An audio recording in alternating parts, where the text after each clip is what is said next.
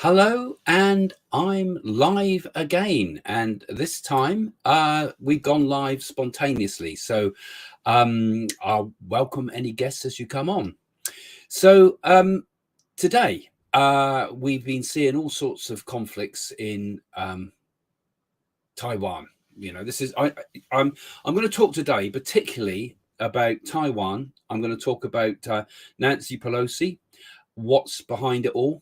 What do I think about her as a person? Where do I think she's going? And a little bit more about where I feel the potential conflicts in Taiwan will go, the conflicts with China. So welcome everybody that's just beginning to join me now. This is a live show. And don't forget also, when you come to this show, do please also put your comments in the comments afterwards, because these are such interesting topics. I'd like to hear from astrologers. I'd like to hear from other psychics. I'd like to hear from your opinion, any of you, about where you think this is going.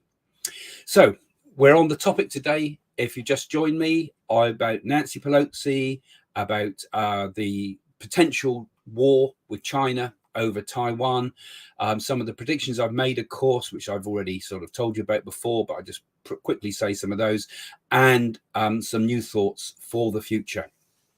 So sadly, I got it right, didn't I? With the war with Taiwan. Well, it's not strictly turned into a war over Taiwan. It's not strictly turned into a war yet, but back in October 2021, I think it was, I made my predictions for the year ahead this year for 2022, psychic predictions. And I said about the Russian war, which has happened, of course. And I said also that we'd have the conflict over Taiwan. And this is going to be the big one, I said. And if you remember, I also said that the big conflict happens at the time of the midterms. And I think this is going to be something that is going to start to play out very shortly when we get towards November time. So this is my alarm time for this. This is my worrying time. I remember I said that there'll be a conflict with Taiwan at the time of the midterm. So that is going to be beginning in November, isn't it? So I felt there would be some real problems then, because that's when everybody's kind of a bit sensitive, because politically you dare not move or do anything too drastic at that time. Now, this whole business about Nancy Pelosi going to Taiwan, I think she's flying out as we speak now. So the deed has been done. But you could imagine it from Xi Jinping's point of view. You see this woman go there. It's a bit like the Kennedy must have felt when there was the threat over the Cuban crisis. You know, they were shipping missiles to Cuba, and of course that was press the button job, you know. So it was a bit like the same feeling you would have had in those days of the Cold War, with someone like Khrushchev had gone to Cuba at that time. It's a red flag to a bull. And most importantly, you know, it from the Chinese point of view, saving face is a big thing. It's really important, particularly if you're a big egotistical leader like Xi Jinping is, you know, where you tell everybody what to do. You don't have to worry about your electorate. You just tell everybody what to do. And you imagine from his mindset, you know, how he must feel about this. This is a man that's used to having his own way all the time. This is a man who has been planning for years and years, and the whole Chinese Communist Party have been planning for years and years the gradual takeover of the world. They want to become the world's superpower, and they've sent in Nancy Pelosi. So they say, from the American point of view, this is a warning to China in some respects. You know, we send her in because we want to show solidarity with China.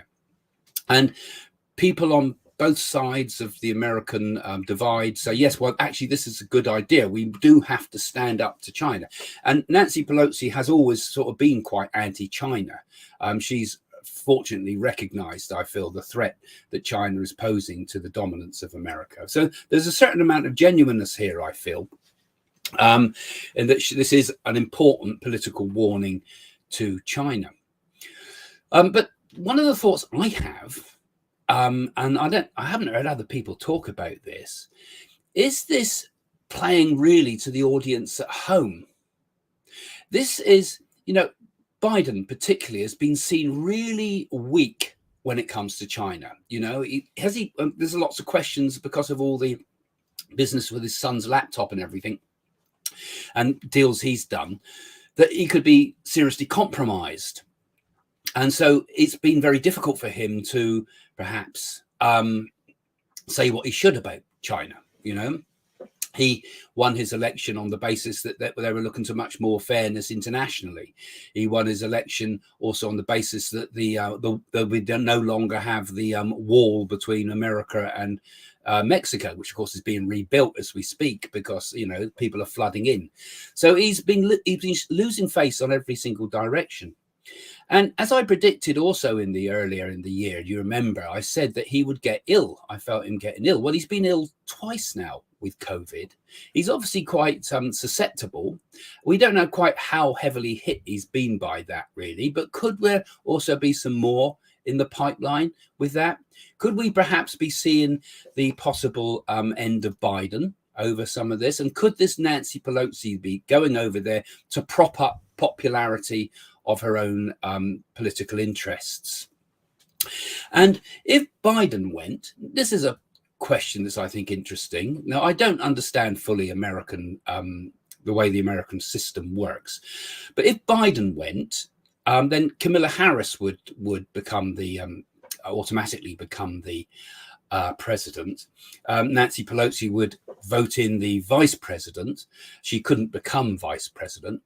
But what would happen, and I don't know how this works constitutionally, but put your comments in. I get a feeling both of them might be going, Biden and Kamala Harris, because Kamala Harris is also almost as unpopular as Biden, if not more so. I mean, Nancy Pelosi's not popular, but could there be some thoughts in her mind about she could one day, perhaps not immediately, perhaps this might be years ahead, but could she be thinking that she would like to do a Meghan Markle, make a pitch for the presidency from her own egotistical point of view? You see, I see her as an extremely dangerous woman.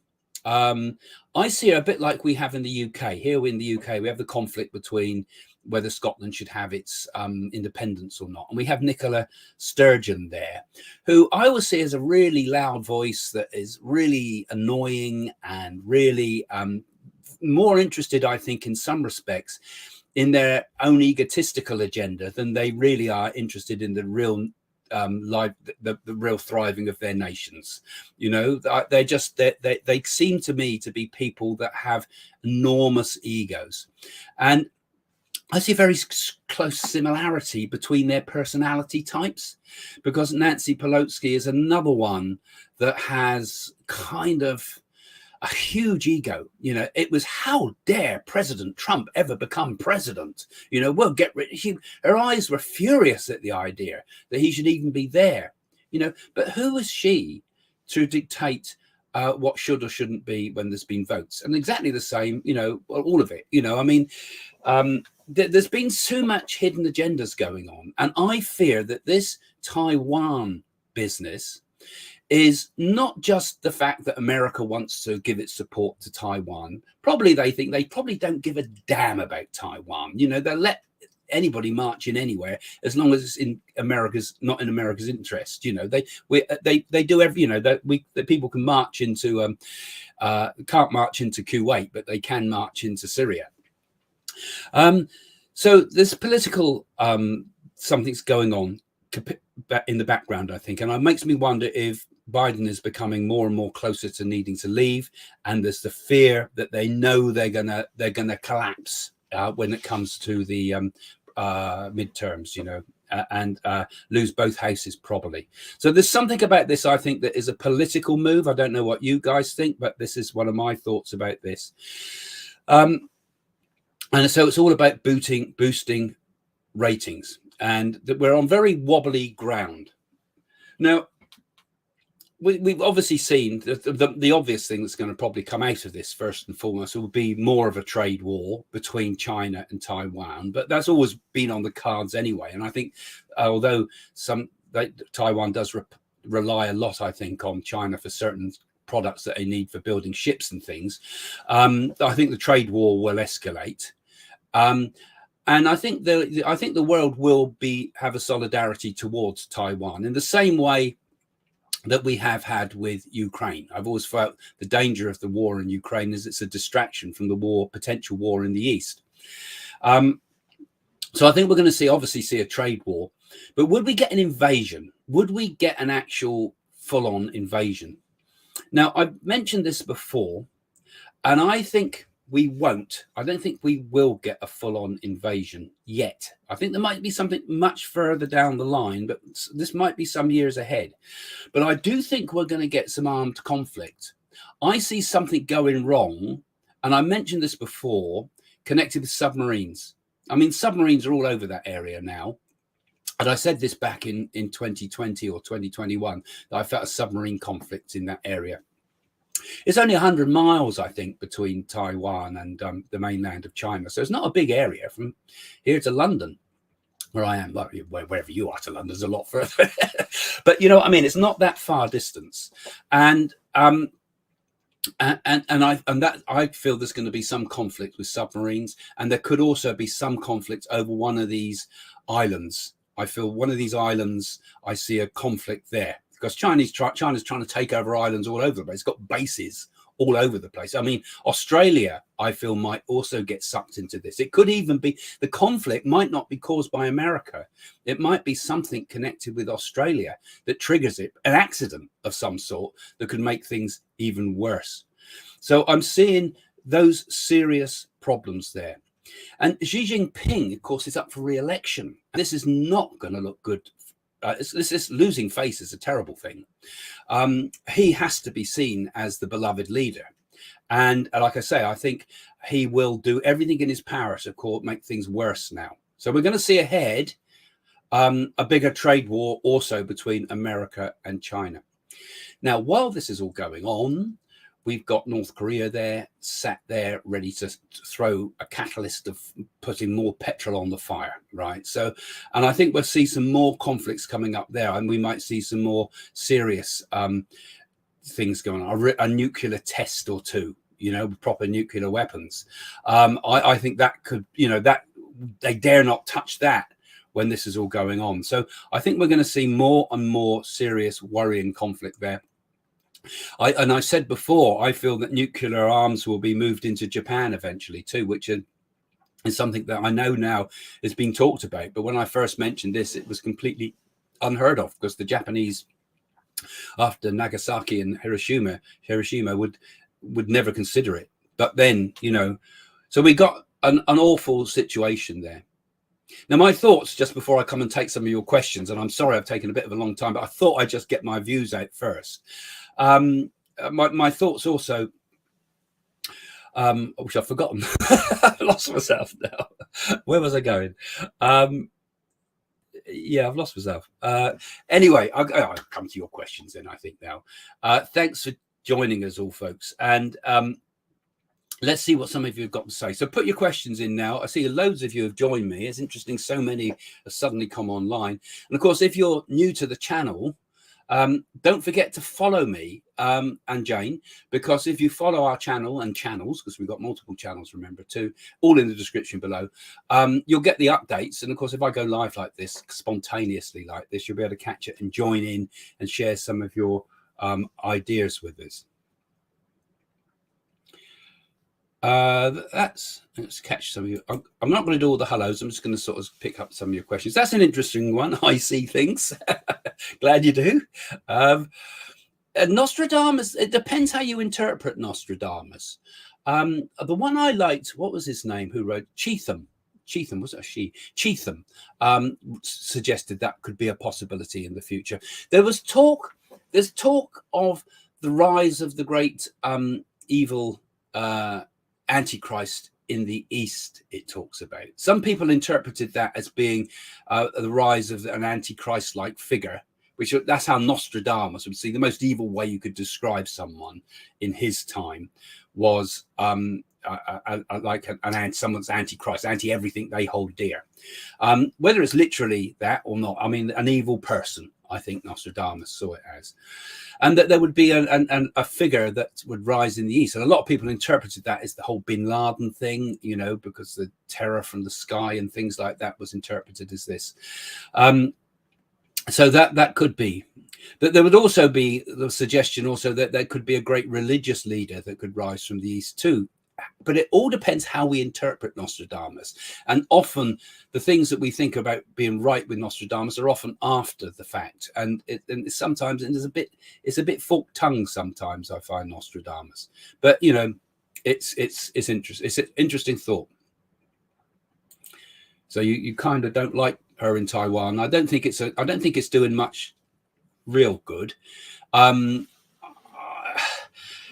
It kind of is a symbolic statement, though, isn't it? And I think that is the important part of it, because America should be standing up to, and not just America. Why should we always make America do the work? The whole world should be standing up to not just China, but all of the dictatorships and anti-democratic organizations in the world, including the ones in our own societies, the anti-democratic things that we see in some of the politics that go on, and the anti-democratic nature of globalism and the anti-democratic nature of the modern banking. All those things need to be addressed, you know, and this is very dangerous, I think.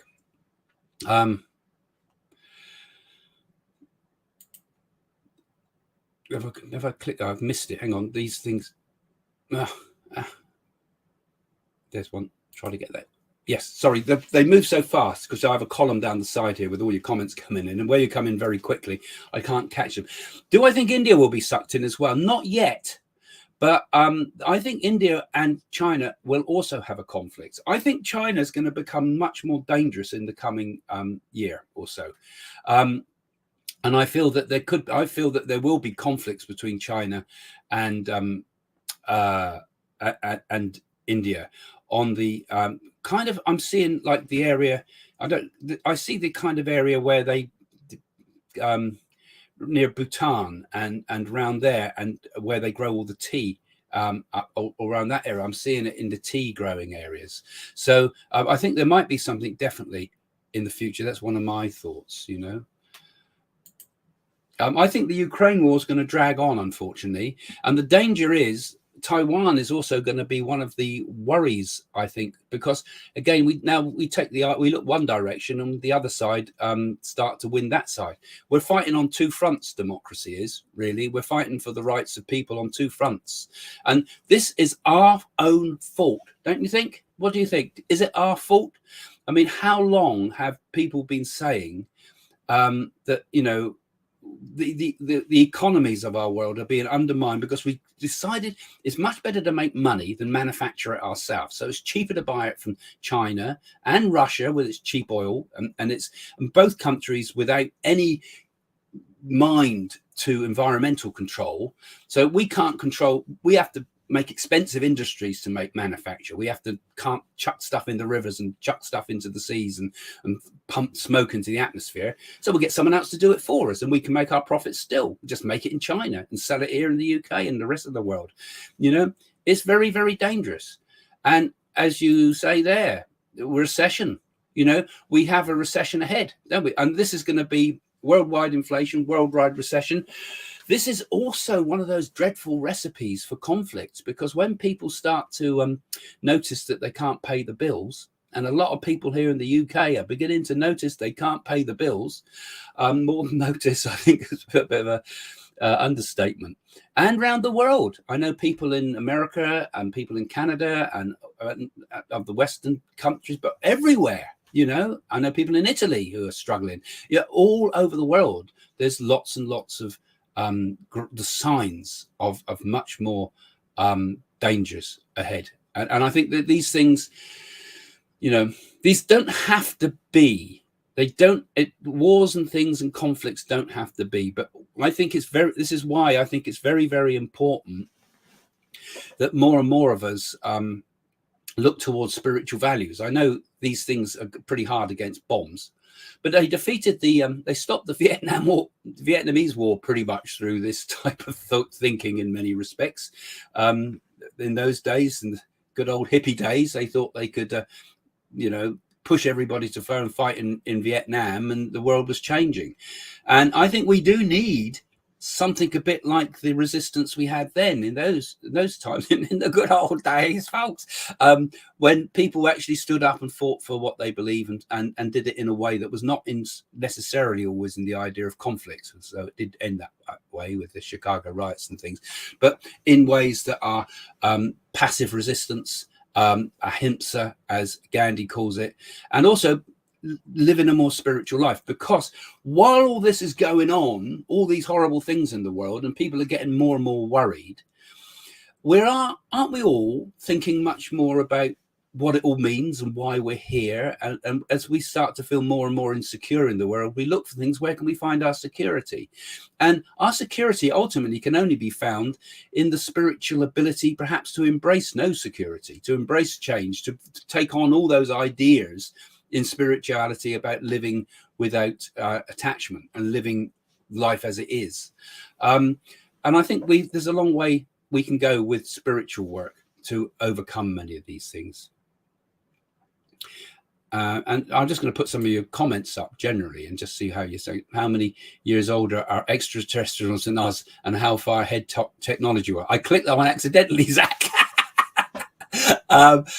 I don't know. I'm sorry. I was trying to go for some of the others, but they moved so quickly. Not going to answer that one, Zach. I'll do some of those on another time, because that's a bit off topic. It's not about democracy. It's all about arms sales and keep US dollars top in the world. Yeah, and it's been that way through history, actually, hasn't it? Because here in the UK, Jane and I like to go and visit some of the stately homes and the National Trust and things like that, and look how people used to live, all the Downton Abbeys.